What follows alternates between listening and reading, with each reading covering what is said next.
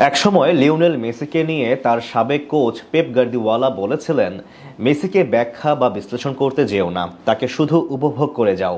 আজ চাইলে আপনি ঠিক একই কথা বলতে পারেন মুস্তাফিজুর রহমানকে নিয়েও, কারণ কাটার মাস্টার নিজেকে এমন এক উচ্চতায় নিয়ে গেছেন যেখানে তুলনার কিছু নেই, আছে কেবল প্রশংসা, উপভোগ আর বিস্ময়। একসময় যারা তার ফর্ম নিয়ে প্রশ্ন তুলেছিল তারাই এখন মুগ্ধ হয়ে দেখছে মুস্তাফিজের জাদু।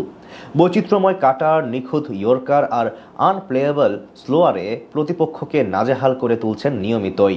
এখন তো তিনি একেবারেই অনন্য, মোনালিসার চিত্রকর্মের মতোই নিখুঁত। পারফরম্যান্স, ধারাবাহিকতা আর ম্যাচ জেতানোর সামর্থ্যে তিনি এখন ১ নম্বর পজিশনে। মুস্তাফিজকে আর পরিসংখ্যান দিয়ে মাপার কিছু নেই, তাকে শুধু উপভোগ করলেই হয়, যেমনটা গার্দিওয়ালা বলেছিলেন মেসিকে নিয়ে।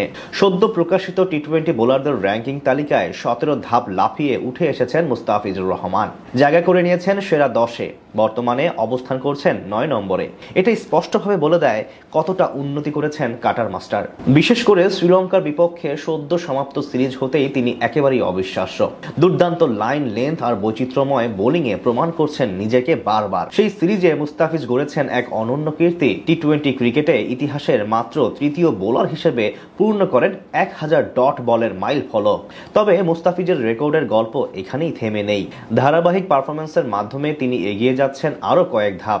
এবার বাংলাদেশ ও পাকিস্তানের মধ্যকার চলতি সিরিজে নিজেকে নিয়ে গেছেন আরো এক ধাপ উপরে। কেন তিনি ডেথ বোলিং এ সবার সেরা সেটা এখন প্রমাণ করে দিয়েছেন পরিসংখ্যান দিয়েই। টিম সাউদি, ক্রিস জর্ডান, হারিস রৌফ, লাসিথ মালিঙ্গাদের ছাড়িয়ে গেছেন ২টি জায়গায়। ডেথ বোলিং এ তিনি ১ নম্বর, পরিসংখ্যান তো সেই কথাই বলছে।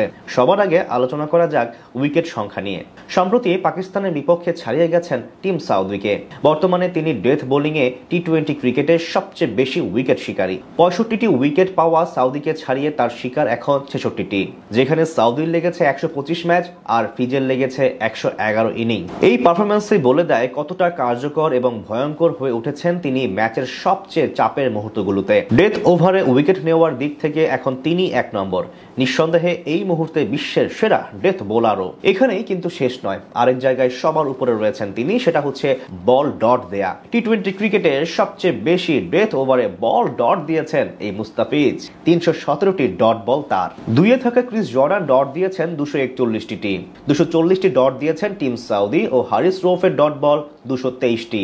এগুলোই বলে দেয় টি-20তে ফিজি ১ নম্বর।